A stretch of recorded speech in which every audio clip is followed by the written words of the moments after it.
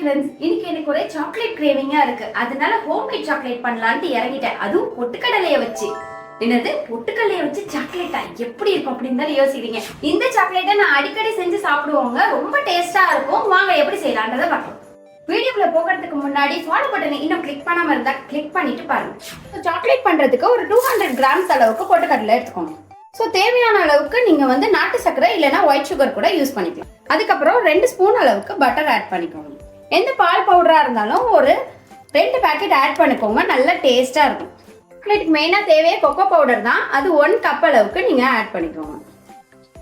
So லாஸ்ட்டாக கொஞ்சம் திக்கான பால் காய்ச்சி வச்சிருக்கேன். அதை ஆட் பண்ணிக்கோங்க. ஸோ அவ்வளோதாங்க. இது எல்லாத்தையும் ஒன்றா சேர்த்து இப்போ அரைக்க வேண்டியதான். இந்த மாதிரி நல்லா கிளே கன்சிஸ்டன்சியில் வந்துடும். ஸோ இந்த மாதிரி சாக்லேட் மோல்ட்ஸில் போட்டு நீங்கள் ஷேப் பண்ணிக்கோங்க. அவ்வளோதாங்க, சூப்பரான ஹோம்மேட் சாக்லேட் ரெடி ஆயிடுச்சு. இதை ஒரு 3 ஹவர்ஸ் நீங்கள் ஃப்ரீஸ் பண்ணிட்டு சாப்பிட்டீங்கன்னா இன்னும் டேஸ்ட்டாக இருக்கும். வாங்க டேஸ்ட் பண்ணி பார்க்கலாம். ரொம்ப சூப்பராக இருக்குங்க. நீங்களும் ட்ரை பண்ணி பார்த்துட்டு உங்கள் ஃபேமிலி அண்ட் ஃப்ரெண்ட்ஸ்க்கு ஷேர் பண்ணுங்கள்.